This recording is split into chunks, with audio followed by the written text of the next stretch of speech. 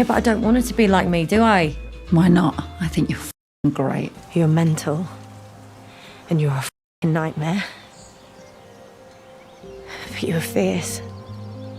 And you're loyal. You're the only friend I've ever had. Same. Whether the newly released TV show Frauds from UK's ITV ended up being gay or not, I was going to cover it.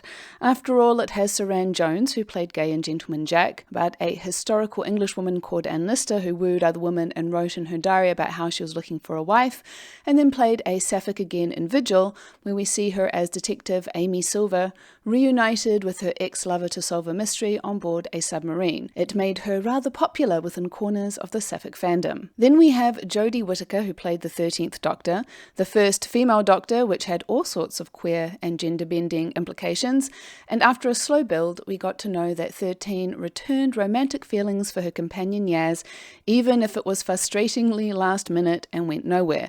This was followed by her playing gay again in the Australian TV show One Night. All that to say that these ladies have played gay a few times, and here we are putting them together on a show with an intense ride or die, but I also kind of want to kill you friendship that even before the trailer came out was giving vibes. It was giving Thelma and Louise meets Ocean's 8, two films that have, at least I feel, gotten an honorary place in the Sapphic film and TV landscape for how they've resonated with Sapphic fandom. I won't hold you in too much suspense about how gay the show got, if that's what you're here for. I'll also, by the way, let you know how you can watch the show later on in the video, but first, let's take a look at what the show is even about. Frauds is a 6-part miniseries which starts with Bert being released from Spanish prison early on compassionate leave because she has terminal cancer and is expected to live only a few months more. There to greet her is her estranged best friend Sam, who also happened to be her partner in crime back in the day. Sam has not contacted her the entire 10 years Bert was in jail for reasons we'll find out later, but upon hearing about the terminal prognosis is there, and the way she throws herself into Bert's arms is giving vibes. The way Bert closes her eyes and hugs her back is too, and also reminds me of this hug from Vigil when DI Amy Silver hugs her ex-girlfriend, the girlfriend she goes on to rekindle a romance and then get pregnant with later on in the series. I just had to point that out. With Sam and Bert reunited, things are tense. There is an ocean of history between them and secrets they are keeping from each other. Bert also quickly sets to wearing Sam down. You see, Sam gave up her criminal ways when Bert was put behind bars. I don't do crimes on my own. And this has led to a reclusive, quiet life in the Spanish hills. This isn't where I thought you'd be living. You're the best con woman I know. You could be living the high life. Oh, that'd be crass, wouldn't it? With you in prison? It seems Sam has been labouring under the guilt that Bert went down for the crime that she didn't, even if they had promised to protect each other should the need arise. Guilt that Bert is only too happy to leverage in order to get Sam to agree to one final legacy-making job that will also make them rich enough that they won't have to do another job again. I want to do one last job with you before I die. The job is stealing the painting The Masturbator from Salvador Dali from the Museo Reina Sofia in Madrid for 10 million euros so it can join a private art collection. After some persuading, Sam crumples. It seems that 10 years down the line she's been unable to move on from Bert. Just trying to remind you of who we are together. Sam, I don't just need any partner, I need you. Nor has she dealt with what appears to be some underlying anger issues and is thus easily recruited to the job. What happened? You happened. However, as they go about making a forgery and assembling a team, the secrets they're hiding and unresolved issues between them surface, only compounded by the fact that Bert has tracked down Sam's long-lost daughter, who was given up for adoption because she was a teen mum, and has roped her into a life of crime. At every turn, things are going wrong. Can they manage their team, manage the job, and most of all, can they manage each other? So, just from the summary, it's easy to see how the show is heavily Sapphic coded. We have Bert saying not once but twice that she needs Sam in the first episode. Well, I need you. And it's said in a way that makes it feel like it's more than just as a business partner. We find out Bert has had an affair with a lady while in jail. Well, there was this one young woman called Leona and a guard who was delightful. Put it this way, I passed the time. So Bert is canonically Sapphic, hooray for that, and they can't seem to stop teasing each other. Is it old and tired or is it just me? Oh, I think we look gorgeous. Agua y un café solo? My husband likes to order for me. blow you off if you like. We also find out that Sam hasn't had anyone of note, as if she was waiting for Bert to come out of jail because, of course, no one can compare. There's been no significant other while I've been away. No one of note. And then throughout the show, we are told by multiple characters that yes, Sam and Bert are toxic for each other. But this is what it's like with Bert. It's exciting, but it always gets out of hand. But when things are going well between them, they're unstoppable, a total dream team. Sam's daughter seems to pick up on something between them because the way she talks about them makes it sound like Sam and Bert are a couple. When you're together, it's just this thing with the two of you. I love seeing you with her. I think she makes you feel alive. In all honesty, everyone speaks about them as a pair. We see Sam genuinely grieving the impending death of her friend and stealing an art piece for Bert because Bert was moved by it. For you. Speaking to a profound bond that neither seem capable of escaping, which only deepens the undercurrent of hurt and betrayal that they have.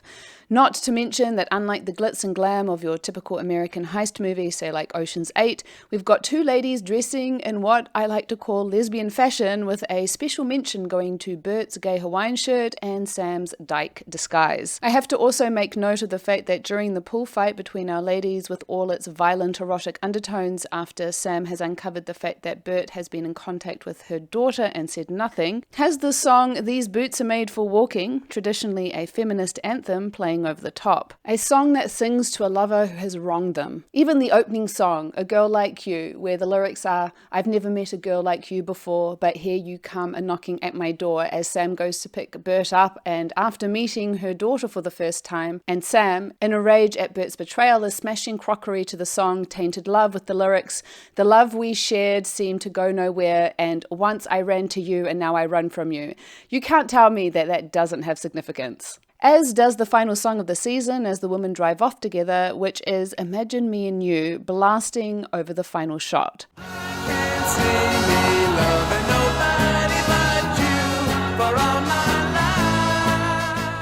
Which perfectly buttons the season and its sapphic undertones, because you may well remember that is the title song for the most beloved UK lesbian rom-com of all time, Imagine Me and You.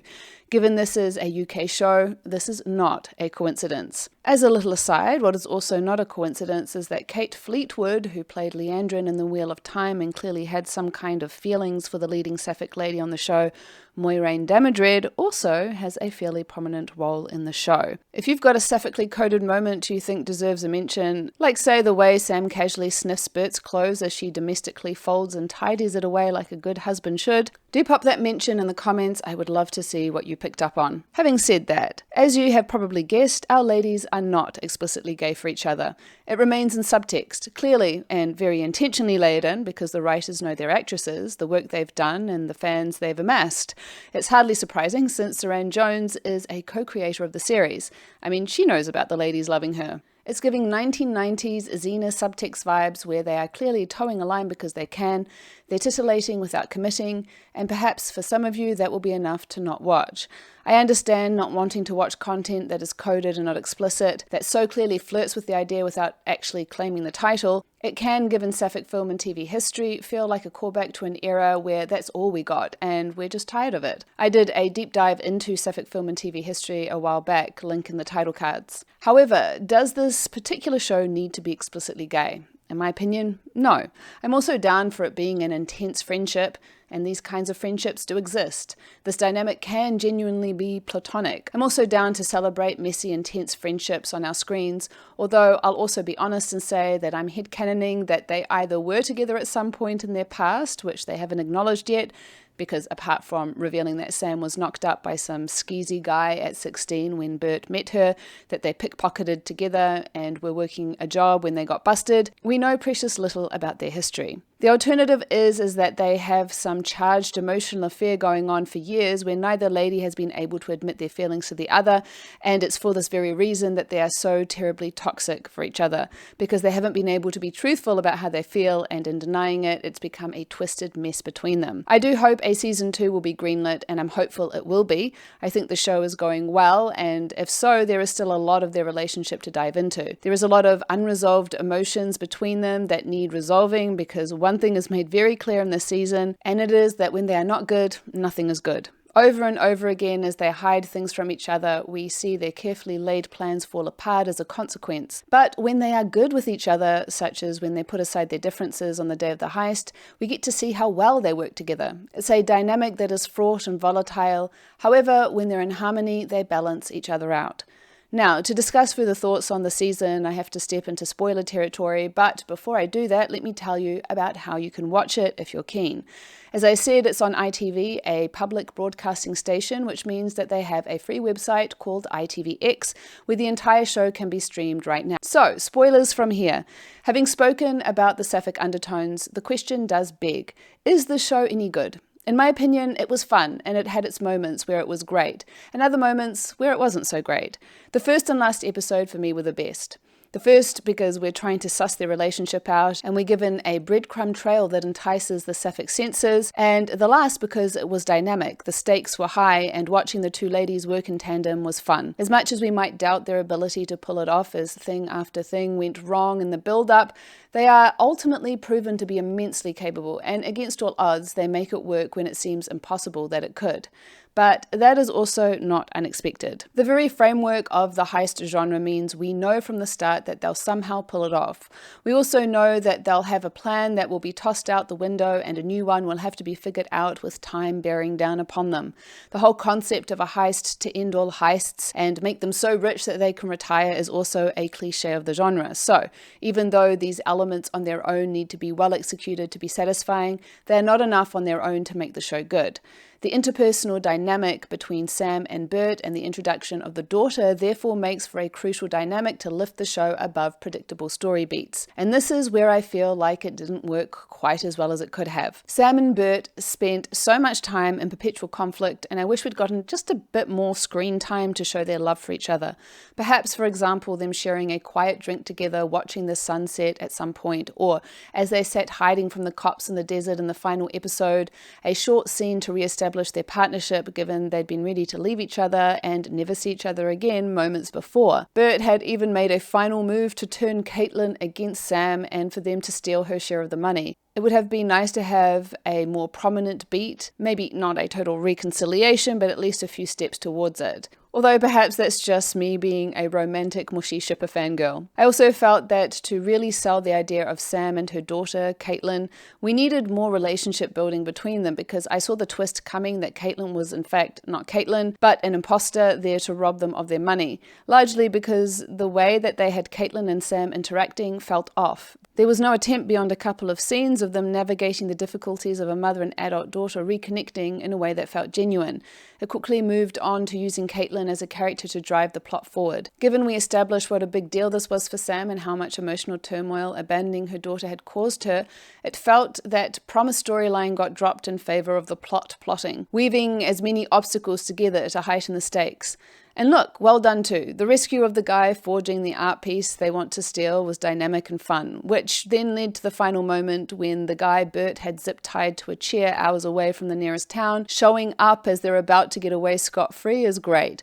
But filling the episode with a lot of plot meant Sam and Caitlin suddenly had a bond I didn't buy, and that was a little alarm bell that made me question who Caitlin really was. In fact, I saw pretty much every twist coming except for the fact that this fake Caitlin girl was in cahoots with the prison nurse, and that was a nice little full circle moment that itched the brain well. Of course, my favourite thing was the relationship between Sam and Bert. As we learn the secrets both women were keeping, their behaviour takes on greater significance.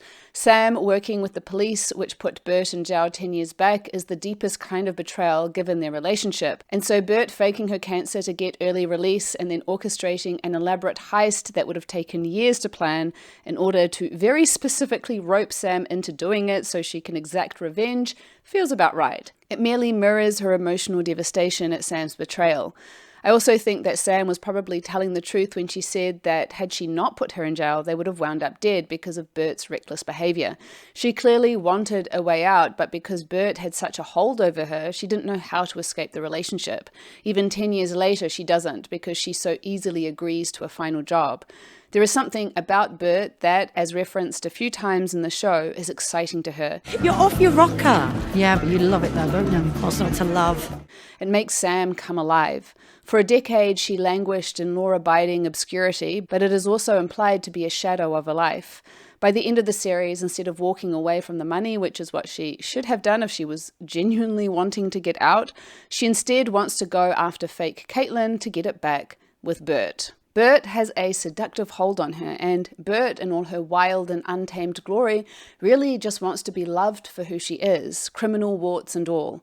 In a twisted way, this heist is as much to get revenge on Sam as it is a cry for Sam to love and choose her over who they think is Caitlin, which creates a simmering jealousy to add to all the tension between the two women throughout the series.